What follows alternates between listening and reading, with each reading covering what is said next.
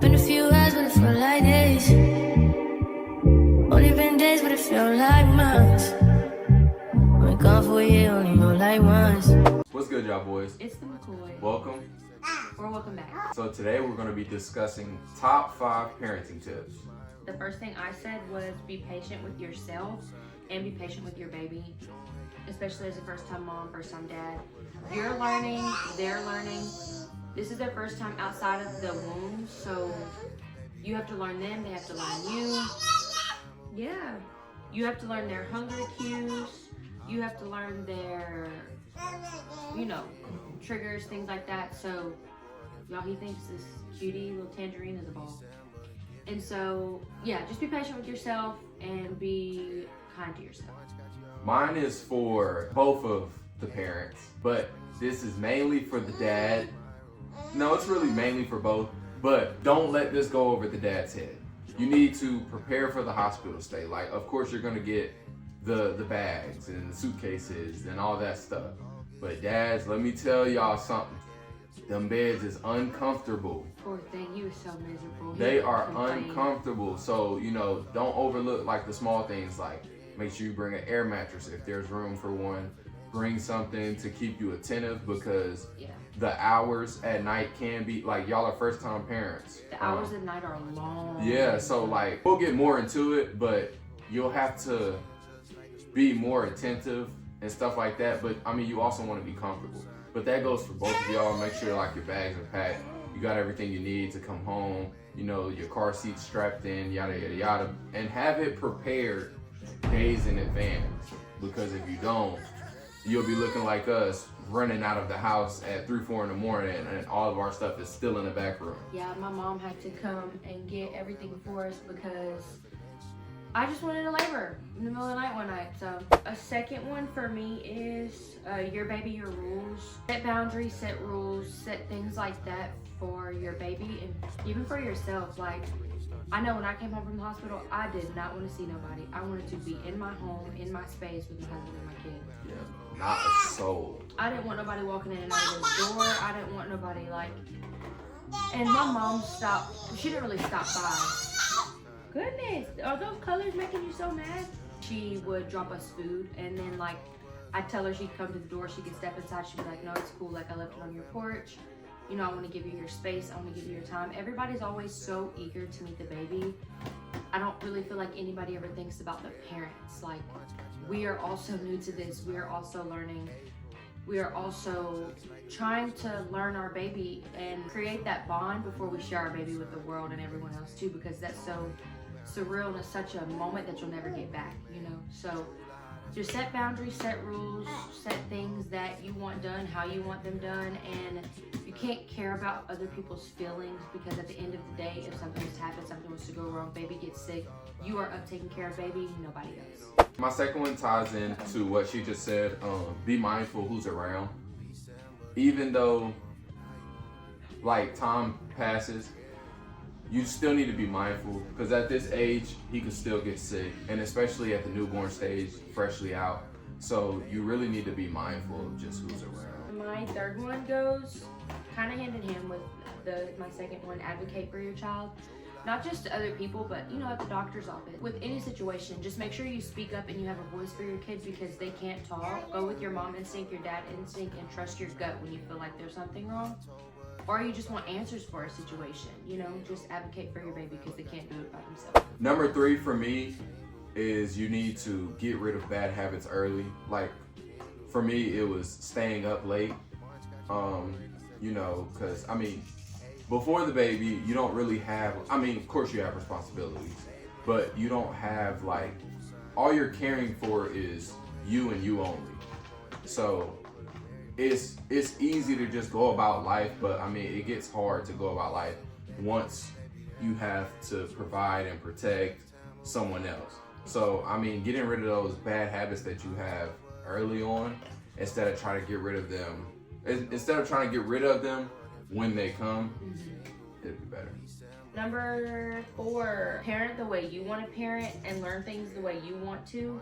You can listen to advice but you don't have to accept it and use it. Yeah, you can listen to everything we're saying on this camera right now, bro, but you don't have to listen to none of it. Yeah, like you can just hear me and be like, oh, cool, I heard you, but that's not how I want to do things. And that's 100% okay because it's your child. I know a lot of people give advice, and I don't think people realize when they give advice, they're sounding very, what's the word, like crawling all over you, like this is how you need to do this because this is how it was done in my day and age.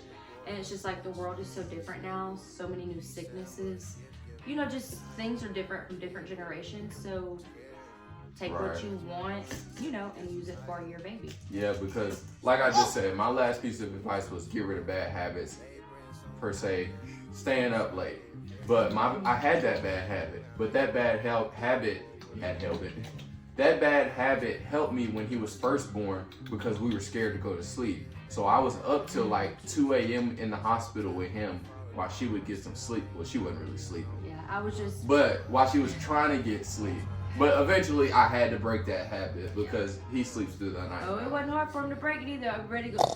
Yeah. You get tired, you get exhausted. But I will say the newborn exhaustion is like such a... I don't know, it's so different from just being tired from staying up all night. But it's almost like a good different, because once you start getting sleep, you're just like, man, I'm well rested, slept through the night. It's just crazy. Okay, last one, number 5. Learn your baby, make memories, soak it all in. Make sure you're taking time navigating through parenthood. I know a lot of people say like, our son's been to Mexico twice and he's 12 months old. Like, and that's not bragging, that's just, they might not remember it, but you will. You know what I mean? So take the trip, make the memories, take them here, take them there, and just soak it all in because they're only gonna be so small for so long. And just because they won't be like, oh, mommy and daddy, remember when we went to Mexico on that cruise? They might not remember it, but you can pull up those pictures and those memories and show them like, look, baby, we took you here, you know, we did this, when they're old enough to understand and see the pictures. We were just talking about how I've been to New York in the Times Square, and I was like, there's this vivid image that I remember seeing in Times Square, but I was very, very young. So I was like, did I really do that? Or was that like a dream? And then my mom came down here and was like, no, yeah, you've been there. So, I mean, no matter how small, bro, how young they are, bro, they could possibly have a vivid image of being there. Like, I did do that. You know, and imagine being like 3 or 4 years old and like, my mom and dad took me on a cruise. I was only 6 months old. I was only 1 year old, you know? My 4th one would be get a schedule. That changes the game. Kudos to my wife. She got him on a great schedule, especially once I went back to work because she stayed home. That helped a lot.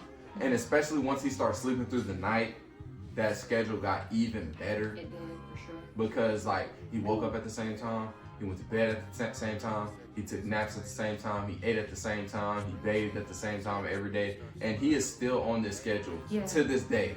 It might be off, like if we go somewhere or do something, but like he naps at the same time. Like in his nap cues, you know when he's sleepy.